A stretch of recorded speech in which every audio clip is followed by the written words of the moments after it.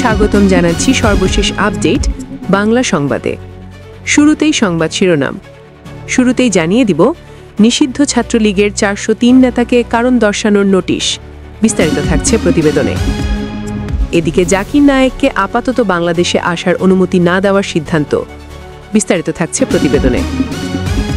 আরও জানিয়ে দেব, গাজীপুরে আগুনে পুড়ে ছাই ঝুটের গুদাম। বিস্তারিত থাকছে প্রতিবেদনে। এদিকে শাপলাকলি নিয়ে 300 আসনে লড়তে চায় এনসিপি। বিস্তারিত থাকছে প্রতিবেদনে। আরও জানিয়ে দেব, টানা 9 ঘন্টা যেসব এলাকায় বিদ্যুৎ থাকবে না আজ। বিস্তারিত থাকছে প্রতিবেদনে। এবং সর্বশেষ জানিয়ে দেব, নিবন্ধন পেতে প্রায় 16 ঘন্টা ধরে ইসির সামনে অনশনে আম জনতার তারেক। বিস্তারিত থাকছে প্রতিবেদনে। এতক্ষণ শুনছিলেন সংবাদ শিরোনাম, এবারে বিস্তারিত। সালে জুলাই অভ্যুত্থান চলাকালে ঢাকা বিশ্ববিদ্যালয় ক্যাম্পাসে শিক্ষার্থীদের ওপর হামলার ঘটনায় নিষিদ্ধ সংগঠন ছাত্রলীগের সভাপতি, সাধারণ সম্পাদক সহ 403 নেতাকে কারণ দর্শানোর নোটিশ দিয়েছে ঢাকা বিশ্ববিদ্যালয় কর্তৃপক্ষ।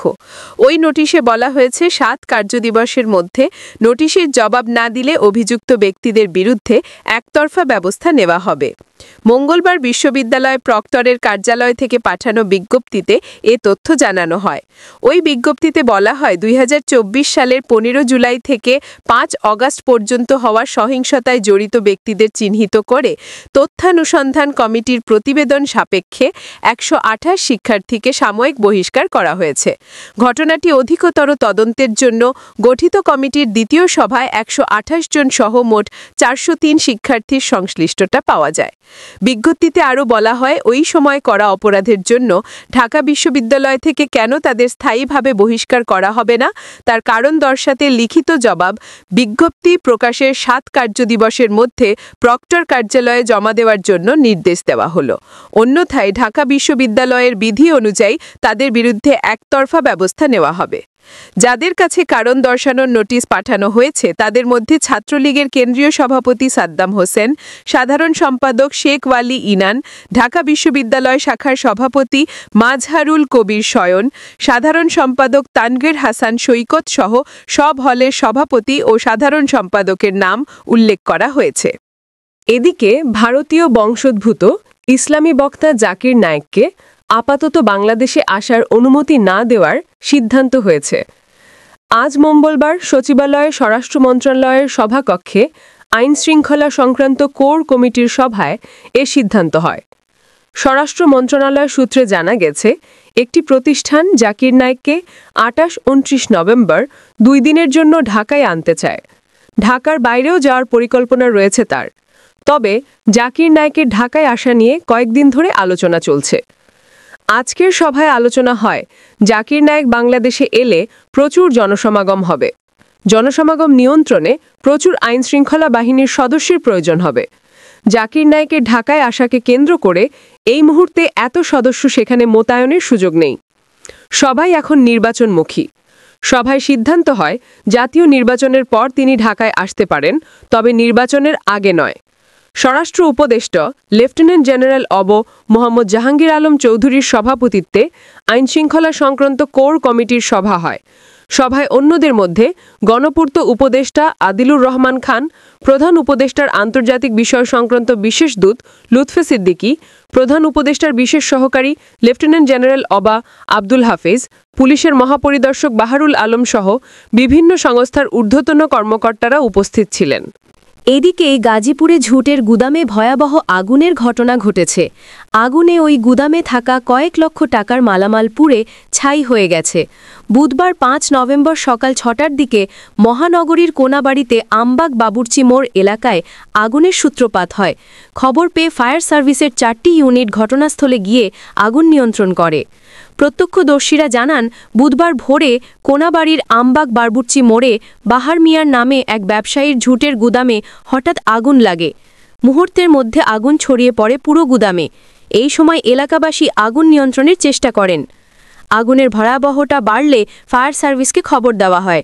খবর পেয়ে কোনাবাড়ি মডার্ন ফায়ার সার্ভিসের 4টি ইউনিট সেখানে গিয়ে আধ ঘন্টা চেষ্টা চালিয়ে সকাল 7টার দিকে আগুন নিয়ন্ত্রণ করেন। কোনাবাড়ি মডার্ন ফায়ার সার্ভিসের ওয়্যারহাউস ইন্সপেক্টর মোহাম্মদ সাইফুল ইসলাম বলেন, আগুনের খবর পেয়ে আমরা সেখানে যাই, তবে অল্প সময়ই আগুন নিয়ন্ত্রণ হয়েছে। এতে ভেতরে থাকা মালামাল পুড়ে গেছে, তবে কোনো হতাহতের ঘটনা নেই। এদিকে টানা ৯ ঘণ্টা যেসব এলাকায় বিদ্যুৎ থাকবে না আজ। সিলেটের বিভিন্ন এলাকায় টানা ৯ ঘণ্টা বিদ্যুৎ থাকবে না। আজ বুধবার ৫ নভেম্বর বিদ্যুৎ উন্নয়ন বোর্ডের বিতরণ লাইন ও ট্রান্সফরমারের জরুরি মেরামত, সংরক্ষণ কাজ এবং গাছপালার শাখা প্রশাখা কাটার কারণে সিলেট নগরীর বেশ কয়েকটি এলাকায় বিদ্যুৎ থাকবে না। মঙ্গলবার বিকালে সিলেট বিদ্যুৎ উন্নয়ন বোর্ড বিক্রয় ও বিতরণ বিভাগ ২-এর নির্বাহী প্রকৌশলী স্বাক্ষরিত এক বিজ্ঞপ্তিতে এই তথ্য জানানো হয়েছে। বিজ্ঞপ্তিতে বলা হয়, বুধবার সকাল ৭টা থেকে বিকাল ৪টে পর্যন্ত Shibganj Bazar, Shibganj point, Shibganj Sonarpara, Time Square ও আশেপাশের এলাকায় ১১ কেভি ফিডার লাইনে বিদ্যুৎ সরবরাহ বন্ধ থাকবে। নিরাপত্তার স্বার্থে নির্ধারিত সময়ের মধ্যে লাইনটিকে সচল বলেই বিবেচনা করতে অনুরোধ জানিয়েছে কর্তৃপক্ষ, যাতে কেউ অসাবধানতাবশত কোনো দুর্ঘটনার শিকার না হন। নির্ধারিত সময়ের আগেই কাজ শেষ হলে তাৎক্ষণিকভাবে বিদ্যুৎ সরবরাহ চালু করা হবে। সাময়িক অসুবিধার জন্য গ্রাহকদের কাছে আন্তরিক দুঃখ প্রকাশ ও উন্নত সেবা নিশ্চিতে সবার সহযোগিতা কামনা করেছেন বিদ্যুৎ উন্নয়ন বোর্ড বিক্রয় ও বিতরণ বিভাগ ২-এর নির্বাহী প্রকৌশলী। এদিকে আগামী জাতীয় সংসদ নির্বাচনে দেশের ৩০০টি আসনেই প্রতিদ্বন্দ্বিতা করার ঘোষণা দিয়েছে সদ্য নিবন্ধন পাওয়া দল জাতীয় নাগরিক পার্টি এনসিপি। দলটি তাদের প্রার্থীদের জন্য নির্বাচন কমিশন থেকে শাপলা কলি প্রতীক বরাদ্দ পেয়েছে। মঙ্গলবার রাতে এক ভিডিও বার্তায় দেশবাসীর উদ্দেশ্যে এই ঘোষণা দেন দলটির আহ্বায়ক নাহিদ ইসলাম। নির্বাচন কমিশনে দলের নিবন্ধন ও প্রতীক প্রাপ্তি উপলক্ষে তিনি দেশবাসীকে শুভেচ্ছা জানানোর সময় এই পরিকল্পনার কথা তুলে ধরেন। নাহিদ ইসলাম জানান, নির্বাচন কমিশনের নিবন্ধন পাওয়ার প্রক্রিয়াটি বেশ কষ্টসাধ্য ছিল। তিনি উল্লেখ করেন, দলটি শাপলা প্রতীক চাইলেও কমিশন তা বরাদ্দ দেয়নি। এ নিয়ে কমিশনের সঙ্গে এক ধরনের স্নায়ুযুদ্ধ চলার পর অবশেষে তারা শাপলা কলি প্রতীক পায়। এই প্রক্রিয়ায় যুক্ত সংশ্লিষ্ট সবাইকে তিনি অভিনন্দন জানিয়েছেন। নির্বাচনে সৎ ও দেশপ্রেমিক ব্যক্তিদের প্রার্থী হিসেবে বেছে নেওয়া হবে বলে জানিয়েছেন এনসিপির আহ্বায়ক নাহিদ ইসলাম। তিনি বলেন, যারা দেশে নতুন নেতৃত্ব প্রতিষ্ঠা করতে চান তারা তাদের দলে যোগ দিতে পারেন। চলতি মাসের মধ্যেই ৩০০টি আসনের জন্য পূর্ণাঙ্গ প্রার্থী তালিকা প্রকাশ করা হবে বলেও তিনি নিশ্চিত করেন। এদিকে নিবন্ধন পেতে প্রায় ১৬ ঘণ্টা ধরে ইসির সামনে অনশনে আম জনতার তারেক। ত্রয়োদশ জাতীয় সংসদ নির্বাচনকে সামনে রেখে জাতীয় নাগরিক পার্টিসহ এনসিপি সহ ৩টি দলকে নিবন্ধন দেওয়ার সিদ্ধান্ত নিয়েছে নির্বাচন কমিশন। তবে আম জনতার দল নিবন্ধন না পাওয়ায় ইসির গেটের সামনে মঙ্গলবার ৪ নভেম্বর বিকেল থেকে আমরণ অনশনে বসে আছেন দলটির সদস্য সচিব তারিক রহমান। বুধবার ৫ নভেম্বর সকালে সরেজমিনে গিয়ে দেখা যায় তিনি তখনও একাই ইসির গেটের সামনে বসে আছেন। তাই ইসি কর্মচারীরা অফিসে প্রবেশ করছেন অন্য আরেকটি গেট দিয়ে। তারিক বাংলা ট্রিবিউনকে বলেন, তিনি এখানেই অনশনে থাকবেন। তার দলের লোকজনকে ইসির সামনে ভিড় করতে মানা করেছেন, একাই বসে থাকতে চান দাবি আদায় না হওয়া পর্যন্ত।